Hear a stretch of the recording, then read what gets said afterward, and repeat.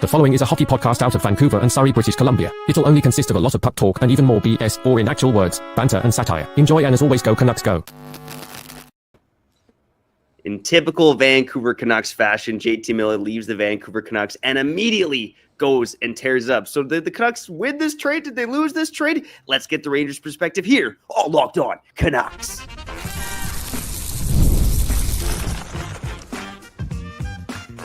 You're Locked On Canucks, your daily podcast on the Vancouver Canucks, part of the Locked On Podcast Network, your team every day. A happy Monday, and welcome to another episode of Locked On Canucks.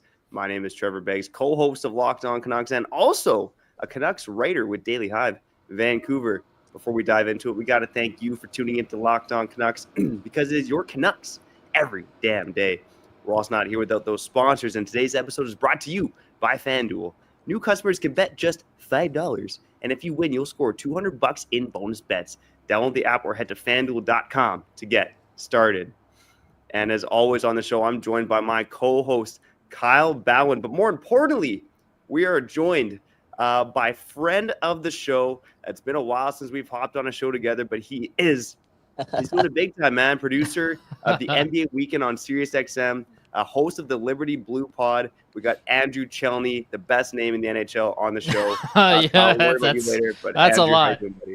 I appreciate you having me. I don't know if anybody gets off that intro, but I appreciate it.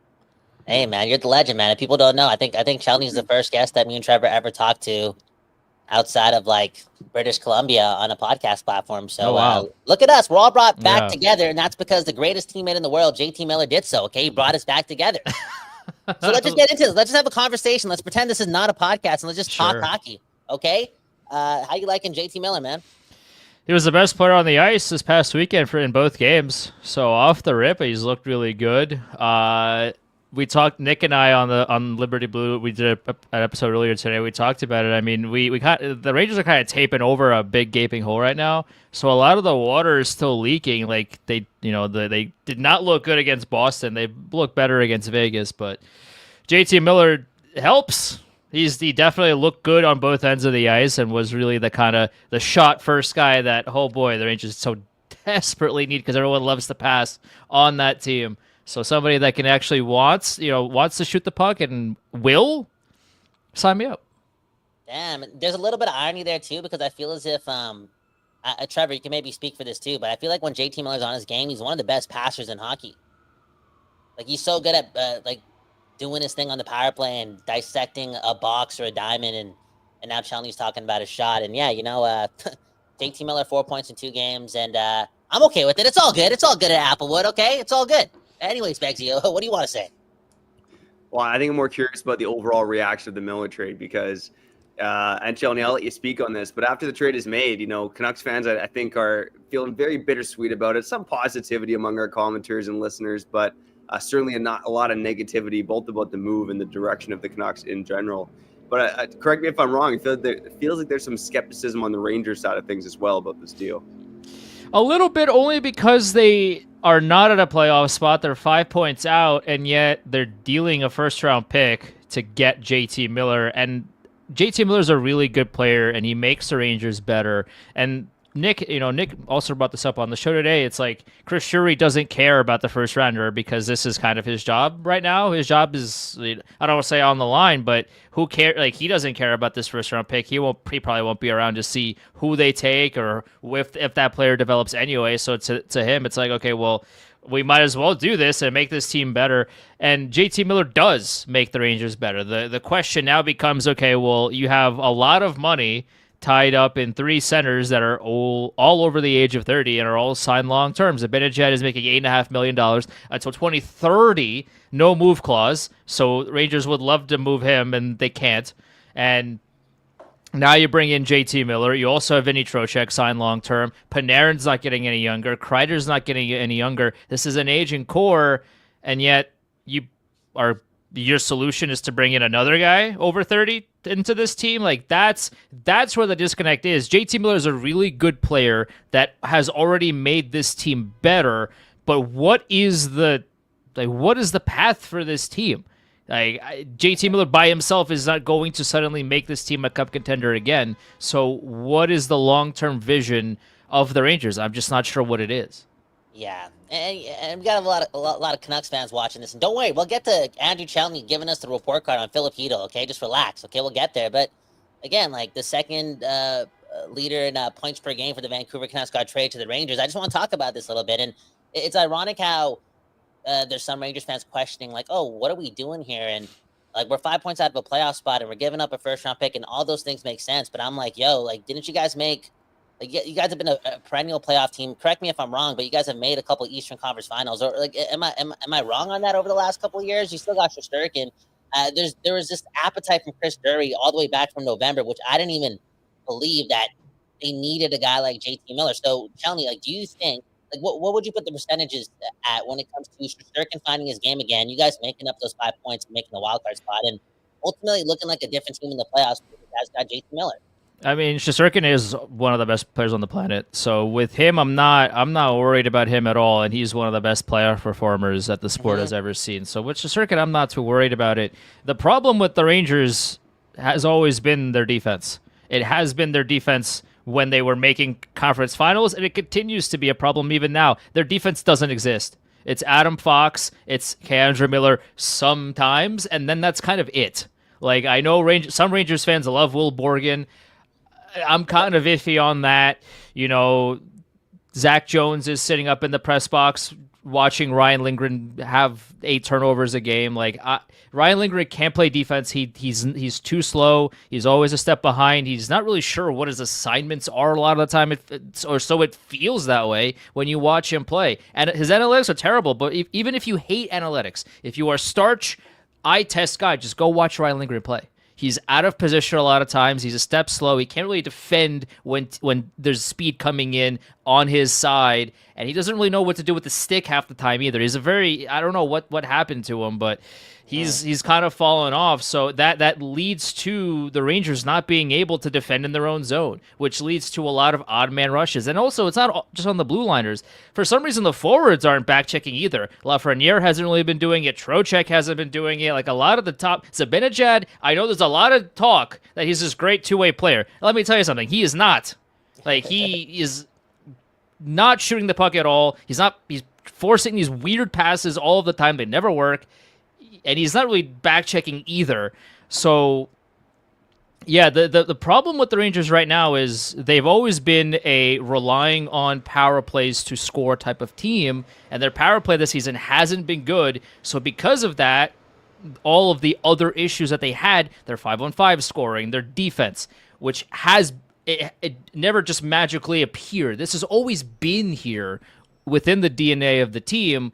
But now that the power play is dried up, now these problems are really starting to be, big, larger than life almost of, okay, well, we could hide these problems a little bit before because their power play was so good. And now that it's not, everything else really blows up. Yeah, when you look at again, you talked about it. It's an aging core right now, and that's not necessarily a good thing for the Rangers. But JT Miller brings a lot to the table, including the fact that he will make that power play better and has made that power play better by the looks of it through his first 2 games now. It's interesting. I mean, again, this is a Canucks show, not a Rangers show, but I'm really curious about the defense because Braden Schneider was a guy who was long rumored to be the apple of the Canucks' eye, and Chris Drury refused to part with him, even in a trade involving a guy who had 100 points last season. So it's interesting. You didn't mention Braden Schneider among guys on the Rangers defense. So are you surprised that he wasn't included in the deal? And where are you at on Braden Schneider? And I guess on top of that, I got a comment here as well from Dylan McShane saying if Mancini can't crack that problem Rangers D, he probably won't do much with the Vancouver Canucks. So maybe touch a bit on Braden Schneider and then give us a bit of the scouting report on Victor Mancini. Braden Schneider is fine, I think, as a bot. The Rangers have really kind of stuck him to that 5D60 role, and he's been okay. I wouldn't say he's the main problem on the blue line. I also wouldn't say he's going to be a Norris winning defenseman. So I would like to see a first round pick defenseman have a higher ceiling than Braden Schneider. It kind of still looks like he could be better, or maybe this is what he is. He's still, he hasn't reached his peak yet, so there is still room for him to improve on. But I think Drury is higher on Schneider than I probably am. I mean, is he awful? No, I wouldn't. I'm definitely not saying he's awful, but I don't know if I'd go to defend Schneider to the lengths that Drury is. So if he got traded in that deal, would I be sad? I mean, it depends, because again, like if Schneider gets traded, then somebody has to play for him. There's gonna the Rangers are gonna play 5 defensemen, so it depends on who the Rangers would fill that slot with. And with Mancini, I mean, he's a rookie, so he only played a few games. Did not look good defensively, but that's kind of to be expected when it's your first experience, your first cup of coffee in the NHL. I mean, he's got the foot speed, he's got the puck vision, so he's somebody that can develop into a puck moving defenseman. It's just one of those things where can the rest of his game follow suit, and if the Canucks can develop that into him, then he could be a decent player for them. But that remains to be seen. Yeah, no, I guess between the two, maybe a better question would be between Schneider and Mancini. Are you happy that the Canucks or the Rangers gave up Mancini over Schneider? Like, who would you rather part with in a deal like this? Schneider is currently an NHL player, and Mancini isn't. So that's kind of the answer. Yeah, Mancini's like a 5th round pick, and I feel like. Again, I haven't seen much of his highlights, but people do like him. And even look at this comment from Leo, right, saying Mancini passes the eye test 90 out of 100 times. The problem is that he's a rookie, and he was thrust into the impossible situation on that Rangers defense. And all that being said, he could be a miracle 5th round pick, but he could also be like this tall version of Vincent Desharnais. Like, we don't know what we're getting in this guy. You know what I'm saying? Like, it's wait and see. And I'm down to, I'm not putting a lot of hope in the Canucks decor featuring Victor Mancini and Elias Pettersson, a 3rd round pick, like a 3rd round pick and a 5th round pick next year for the Vancouver Canucks playing minutes in the NHL lineup. Probably not. Okay, let's just. I also heard the Lakers were interested, but that's not there you go, man. Okay, last question before we talk about everything. Philip Chytil. Okay, you're not scared. You're not scared of having. I know you're maybe scared of the age and the contract, but everyone's like, JT Miller, potential cancer. JT Miller, a bad teammate. JT Miller, this and that. He gets old in that dressing room. Blah blah blah. Are you not scared of that part of JT Miller? Because some hockey heads are like, this is exactly what hockey rooms need, and some people are like, it gets old. So you're not scared of that part of JT Miller? The Rangers have so many bigger problems that I kind of that's not my primary concern right now. And on top of that, JT Miller wanted to come here.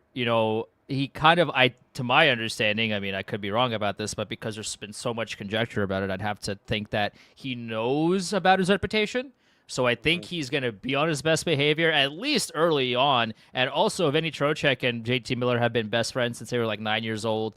JT Miller moved into Trocheck's house, apparently, according to him, without asking, which is a little bit of a joke, but they're best friends.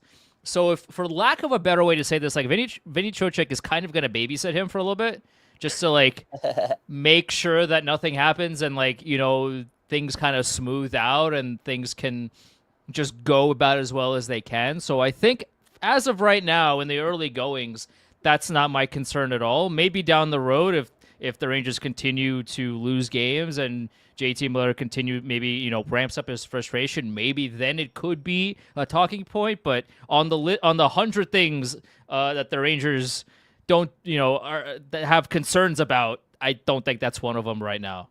No, and that's a good answer. And I think you shouldn't be concerned, because I feel as if a player like JT Miller, I think his mantras get old maybe a couple years into him being situated into a locker room. Right now, he's just focused on hockey. He's not a leader on that team. Blah blah blah. It's going to take some time for people to get upset with him in that room, I think, if it does happen. Now, I guess this is the real last question on JT Miller. What were your thoughts on him when he was drafted by the Rangers, and before you let him go, and then you saw him develop into an all-star and one of the best American players out there? What was that whole experience like, seeing JT Miller succeed so well after you guys gave up on him?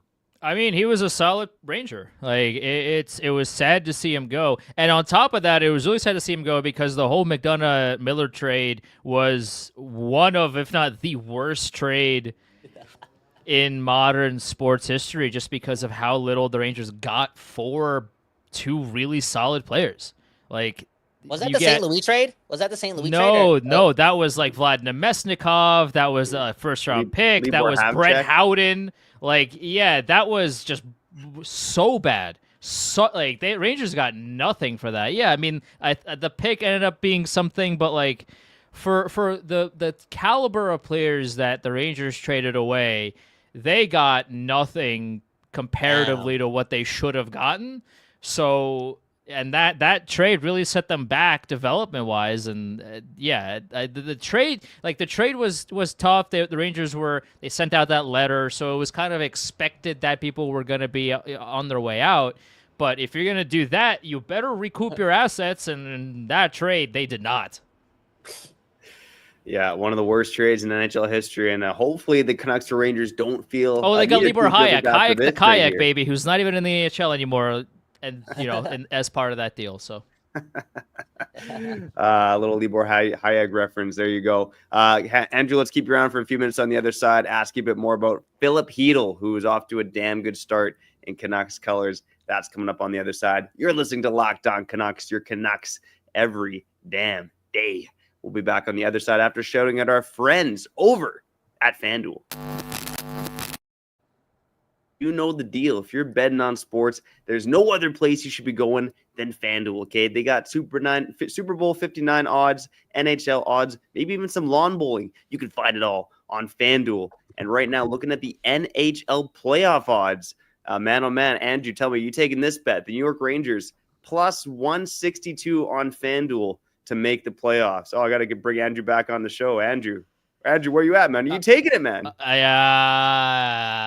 Yeah, I mean, maybe ask me in about a month. Right now, like, I just with the blue line that the Rangers are currently trotting out, and with Ryan Lindgren continuing to play top 2 minutes despite all of the evidence suggesting that he shouldn't be anywhere close to that. I have to say the answer is no, but I mean, I would love for them to prove me wrong. Well, Andrew, I don't know if this sways you, but it's crazy. Go to FanDuel's website right now, and beside all the Eastern Conference teams, they have the team logo. But for some reason, with the Rangers, they got a headshot of JT Miller. Maybe JT himself is willing the Rangers to the playoffs. The JT Miller bias alive and well on FanDuel. And they're also helping you out if you're a new customer. You can bet just $5, and if you win, you'll score $200 in bonus bets. That's on FanDuel.com. Bet with FanDuel, an official partner of Super Bowl 59.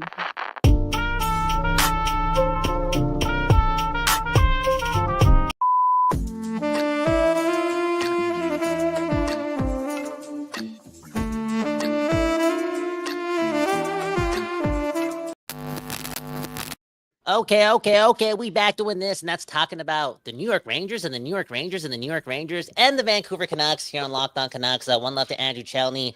Hit the links in the bio, follow him along. And I can't be alone. Again, I'm just an addicted sports fan. I'm always taking hits of that Vancouver Canucks. I'm always smoking that Canuck pack. I'm smoking that JT Miller pack too. I've been smoking that pack for like years and years and years and years.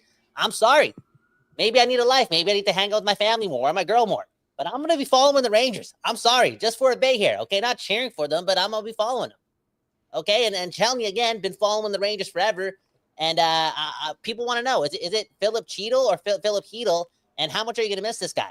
It is Philip Chytil. I'm gonna miss him. I mean, he was a really solid player when healthy, and that's kind of the biggest if for him. I mean, he missed essentially the entirety of last season with the concussion. He's had a lot of concussions, and it's always scary when you go through something like that. And the biggest thing for Chytil is his health and making sure as an ambulance is driving by once a cameo. What are the chances of Yeah. that? That is okay. We need to okay. Chelney, you got to be quiet for a bit. We got to cleanse the place. Okay. Have to do that. We have to cleanse the broadcast there because that was scary. You bringing up Philip Chytil and there's an ambulance driving by. I know. Unreal, dude. That's great timing. Yeah, I mean, when he's healthy, Philip Chytil is a real difference maker. I mean, I know you can take a look at his NHL stats, just do a quick pass and you look at, he hasn't been a 50-point scorer, whatever, but you just watch him play. Like for his analytics are great, but again, if you're one of those hard eye test only type of players, just go watch him play. I had a front row seat to Hurricanes and Rangers last week. I wasn't planning on going, and then my dad, like 2 hours before the game, he's like, "What are you doing?" I'm like, he's like, "Are you home? Like, get dressed. We're going to the game." And we got like front row MSG seats, and Yeah. I had a front row seat to watching the Rangers get shut out and watching Vinny Trocheck pass on a breakaway. That was fun. But I did watch Filipino, and Filipino was skating circles around Carolina. I mean, he was one of, if not the best forward on the ice for the Rangers, which wasn't saying a whole lot because he scored 0 goals, but he did look good. I mean, he's got really nice hands. He's got a real high hockey IQ about him. And when he's on his game and he's healthy, he is going to be a noticeable player on the ice. Just the biggest concern is, if he gets hit again, it's always a scary thought to come across, because at the end of the day, like, yeah, hockey's great and all, but are you good? Like, can you still do everything? Like, because you only got one brain, and if that's busted, you can't really fix it. So that's the most important thing. Yeah, and you watched Filipino play last night, and I think Canuck fans got a taste of it. Like, he's not afraid to drive to the net and to drive to the net at high speed. So that could be a scary thing, right? I mean, that's probably, tell me if I'm wrong, maybe that's led to some of his injuries in the past in terms of just having that, that speed, that tenacity, that willingness to go to the net. That can lead to injuries sometimes. But in terms of Chytil, Andrew, I mean, you've kind of alluded to it, but I just wanted to ask you straight up. Do you think Filipino has second line center potential? Sure. Yeah, I mean, if he really just gets back into the groove, and if he gets more ice time, which he just couldn't get here for a bunch of different reasons. I mean, a few years ago, Nick and I were arguing that he should have been the second line center before they signed Trocheck.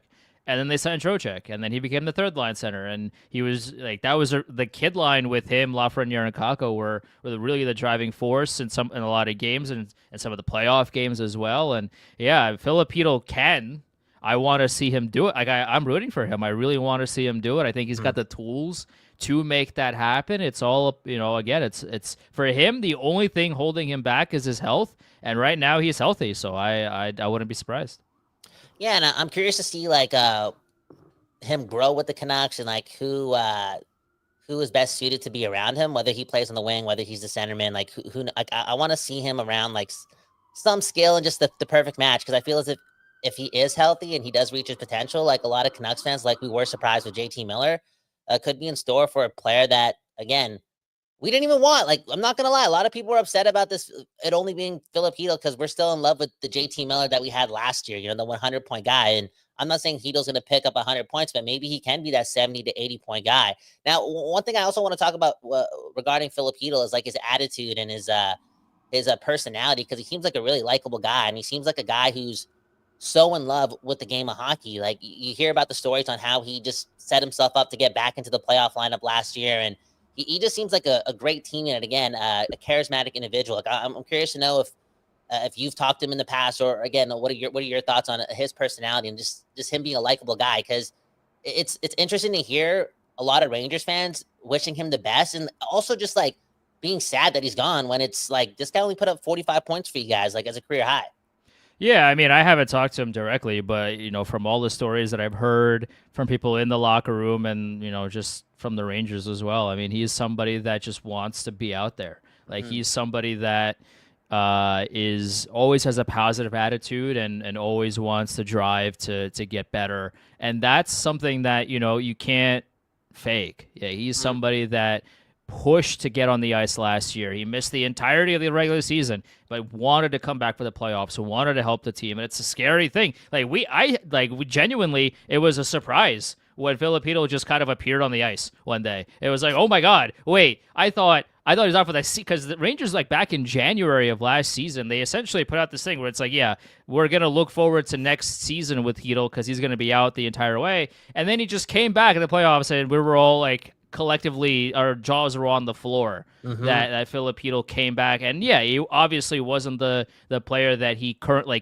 is when he's more in physical shape and more into a groove. So, but he tried his best, and the fact that he was even out there just kind of tells you a lot about his character. Yeah. And it's scary. It's really scary to come back from head injuries the way that the Chytil has had, but continuing to, essentially throw that fear out the window and continue to want to play.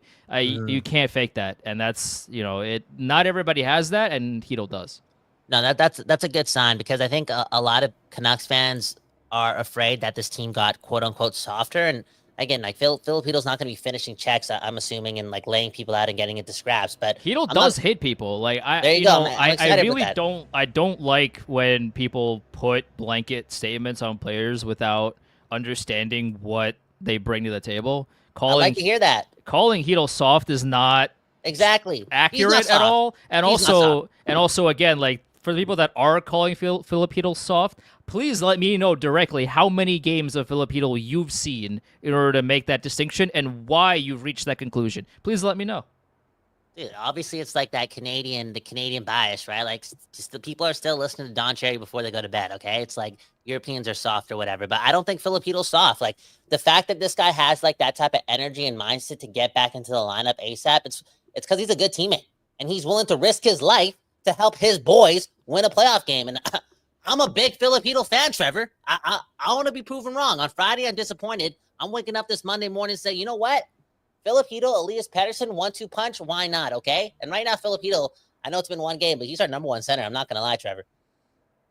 Yeah, it's funny in this market right now. I think there's more faith in Filipino, who has one career game with the Vancouver Canucks, than there is in Elias Pettersson. And man, oh man, that's got to change. Or Kyle, we're going to be covering a mushy middle to very bad team here over the next couple of seasons. But that has nothing to do with Filipino, who again rocked in his Canucks debut. I love the fit with Connor Garland there. I like that fit heading into the game. I'm glad Talkett went with it. And we'll see what those guys can cook up here for the rest of the season. Now, Andrew, I guess one more question for me before we let you go here. Thanks again for hopping on here on Locked On Canucks. Grade the trade from the Rangers' perspective. It's tough. I mean, I'd probably rate it a B. Getting JT Miller makes the Rangers a much better team immediately.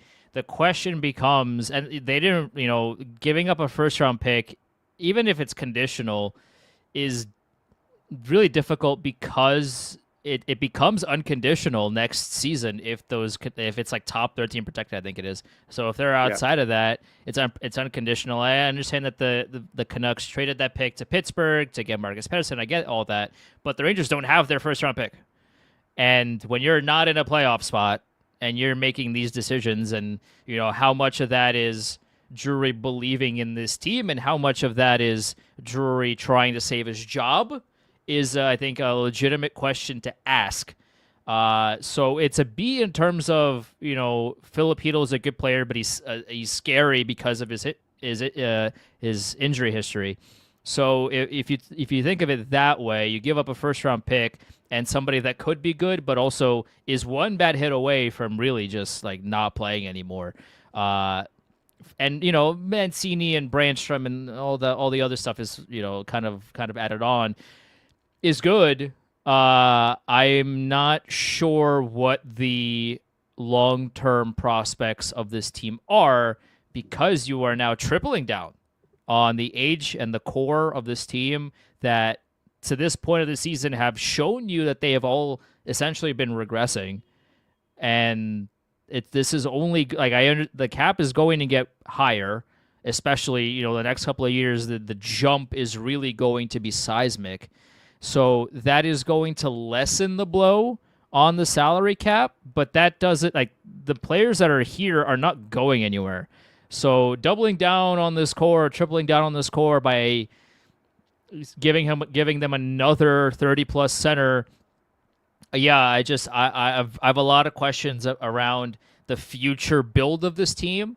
But in a vacuum, JT Miller has been the best Ranger this entire weekend, and I hope this continues. So I'll give him a B.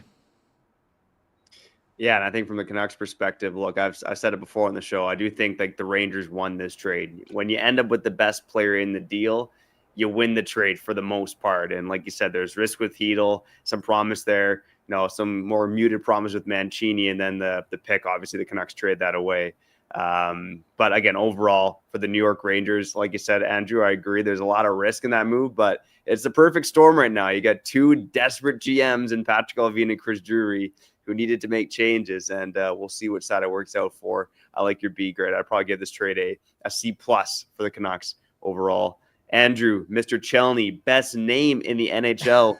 We appreciate your time, buddy. Go plug yourself. And I also got to ask you real quick. You got Nick Zarias, who is on your co-host there on Liberty Blue. Yep. Also host of Locked On Oilers. So which team does he prefer?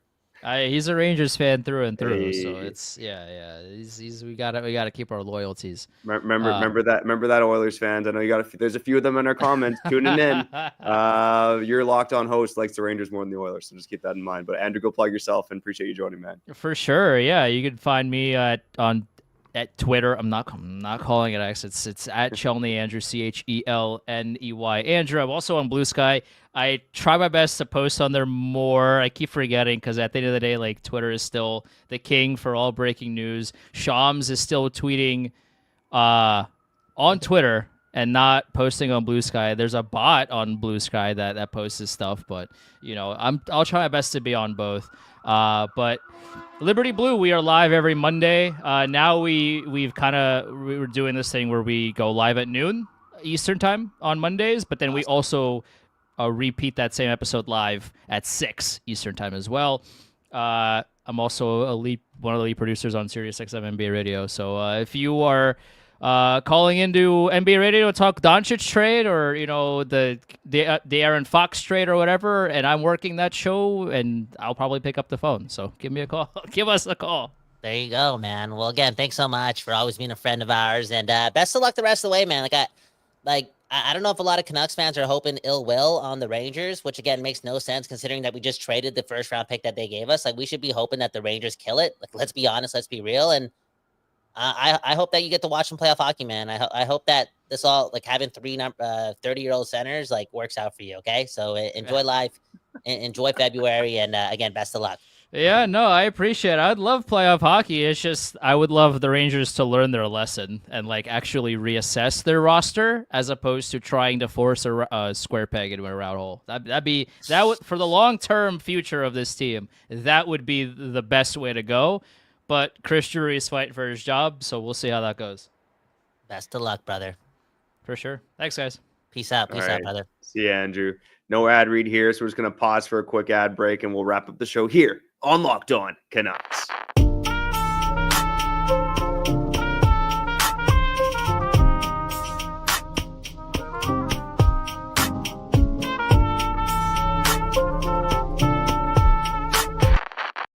People, we back doing this, and that's giving you this conversation about the Vancouver Canucks, okay? I know.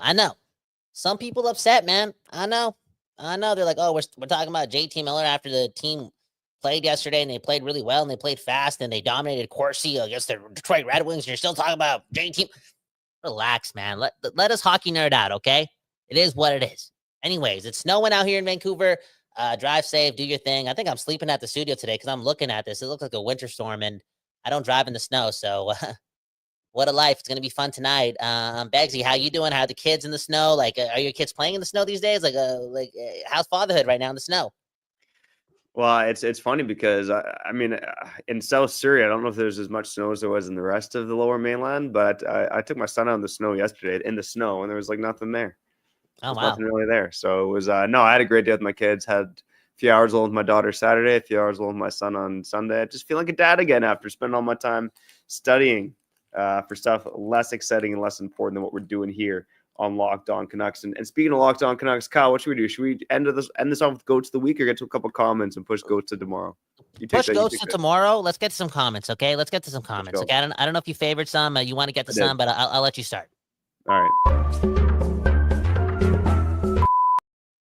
All right, now we got the best commenters in the world on Locked On Canucks. We're actually going to shout out a Rangers commenter here because he's asking a couple of questions. Leo Soininen saying, Kyle and Trevor, what can you tell me as a Rangers fan of JT Miller? I remember a few years ago that he had a stigma of not trying. Is that still there? He asked the second question. Trevor, is that sentiment of you hoping JT Miller is a 50-point guy still there, or is that conjecture in the heat of the moment after the trade? I'll start with the first question. I mean, Canuck fans know this well, but JT Miller certainly had elements of looking like he's not trying out there. I think that was more prevalent this season. But I think more so over his totality with the Canucks, it wasn't really so much about him not trying. It was him almost trying to do too much and getting burned for it, like trying to make the sexy pass, the sexy play, and then just not being able to get back defensively. He isn't the most astute defensive forward. But that being said, he killed it in the shutdown role last season. So he even killed a lot of that narrative as well. And in terms of me hoping he's a 50-point guy, no, that wasn't heat in the moment. Again, kudos to Miller. Hope he has a good career in New York. But I would hurt for me to see him be a 100-point guy or 90-point guy in New York. Damn. Yeah, we'll see what happens. But again, I think that like the stigma around JT Miller not being a two-way player, just being a one-way player, it's less of a stigma, more of the truth, especially when he's dealing with a lot of noise. Because just like Elias Pettersson, like these guys are a little bit alike, okay? I feel as if they can't tap into their instincts or play the right way if a little bit of noise is around them. You know what I'm saying? Like they get off the game a bit. They can't lock in. So again, for the most part of this season, JT Miller was reverting back to what he was a couple years ago. Like turning over the puck, doing like just playing hard, but also playing soft in the back check, all that jazz. That all being said, I have a feeling that again with the cleanse and being in New York and not having to be around the noise and Pettersson, like dude, bro, it's 9 months ago, where this guy was one of the best players in hockey. Like, there's a good chance that JT Miller is going to continue to be one of the best players of hockey. It's just the truth, especially if they're winning games. As Canucks fans, you got to absorb that just a bit. It is what it is. It is what it is. Just accept it. Okay. Do you have another comment, Trevor? I don't have a comment, but I got this for you, buddy. Trevor's trivia starts now. It is actually tied to a comment. Derek Wheelan in the comments saying he's stoked about these trades. And it's funny that Nils Höglander is one of the senior guys on the team now. Senior? Senior in terms of the most tenured, in terms of the longest tenure. So, Kyle, by my count, there are 5 Canucks who have been with the organization longer than Nils Höglander. Can you name them all? Of course I can. Elias Pettersson, Demko, Besser, Quinn Hughes, Tyler Myers. There you go, buddy. A round of applause, man. I gave you an easy one. That was an easy one. That was an easy one. Okay, that was an easy one. Next comment. My aunt is saying, remember when you wouldn't buy your cousin chicken wings in Alberta because you're a Canucks fan? Yeah, I was at a restaurant with a bunch of cousins. I paid for a couple of cousins, but not for the Oilers fan. Why? Because I'm loyal to that West Coast bias. I think people don't think that's the case in recent history because of my pessimism based on the losses. But I'm an emotional guy, man, and I haven't been reading that Deepak Chopra. And I've been in the hospital. So, like, don't blame me. Blame the fact that we're not, like, winning consistently, okay? Winning can fix me. And I hope that the Canucks, Stefan Johansson is saying, lives up to the belief that some of you guys have. You guys have way more belief than I have. Like I've gone from hoping that the team wins the Stanley Cup this year to like, yo, let's just make the playoffs and hope that Quinn Hughes gets more playoff experience. Hey, Elias Pettersson gets more playoff experience. Okay, let's keep stacking up playoff appearances and get the cup next year, the year after. But there's still some people hoping that it's this season that we win the cup and we pull off a miracle. And I'm jealous of those people, Trevor. I'm jealous that they're that faithful. I love it. I love it. I'm not going to tell you to do anything else but be that. But again, Beggsy, I'm jealous. Yeah, and you know what? Leo Soinen hopping back into the comments saying he appreciates us for the show. He won't lie. Some Canuck fans can be delusional, but we made him change his mind on that. So, Kyle, first off, Leo, let's get one thing straight. Canucks fans, we can be delusional, but there's delusional fans in every market, you know. But yeah, for those fans that think the Canucks may win the cup this year, you know, I did the Cinderella episode, right? I mean, I do tend to get drunk off of the blue and green, but yeah, I think the reality is it's probably not happening this season. But if you get to the playoffs, make some noise, get that experience, I think that's probably the best thing realistically you can hope for as a Canuck fan this year. Yeah, dude. And also lean on the fact that, again, we've never gotten the job done. Like, who knows how this works? Who knows how to win a Stanley Cup? Like, you and I don't know the case. All the fan base doesn't know how to win a Stanley Cup. You never know. You just never know, okay? We may pull off a miracle here. I'm okay. Honestly speaking, imagine getting to the first round playing the Oilers and just beating them. That I don't want to say that would be our Stanley Cup, but like if we only make it to the second round again this year, like I'm gonna chalk that up as a win if we eliminate the Oilers. The last comment, I want to end it on this so I can just move on, okay, Trevor? And then you can sign us out. This one goes to Mike. Okay, Miller didn't want to be here. He sat out after being benched against Nashville, quote unquote, leave of absence or suspension.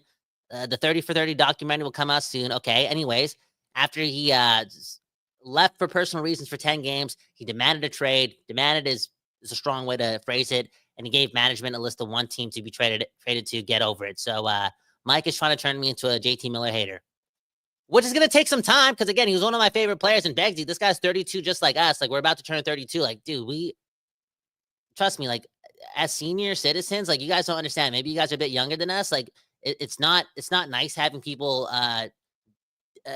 frown upon people who are past their prime, apparently, okay? We're not 26, 27 anymore, so people like to talk shit about me and Begsy, and it was nice tagging along with JT Miller because he was proving everyone wrong. But I'll do my best. I'll do my best to start hating JT Miller, okay? Yeah, man, oh man. I do want to clarify some things there. I mean, just based on the reporting that we're hearing, you know, Miller's preferred destination was New York, but it wasn't like he was blocking a trade to only go to the Rangers from what we heard. And it sounds like from the Rangers reporting side of things, they felt desperation to get this deal done now because they felt like the longer this went on for, the more likely it was that Miller would go to another team or then another team would step up with a better offer. But again, all in the past now, JT Miller is a New York Ranger and he's crushing it so far. But Philip Chytil also looking pretty damn good for his debut in Canucks colors. We'll talk more about Chytil. Marcus Pettersson, did a bit of a deep dive on Marcus Pettersson, more of on the later side of things for Daily Hive today. So we'll talk about the newest Canucks and more later on this week here on Locked On Canucks. But for now, been a long episode. We got to get out of here. Shout out again to Andrew Chelney. Shout out to you, Kyle Bowen. And most of all, shout out to you and you and you and you and you and you for tuning in to this episode of Locked On Canucks. If you like what we're doing, make sure you go subscribe and like this video. It goes a long ways, helps me feed my family. And on the podcast side, oh baby, go follow us and leave a 5-star review. But for now, we got to get out of here. I'm Trevor Beggs. That sexy mother what? It's Kyle Bowen. And you've been listening to Locked On Canucks.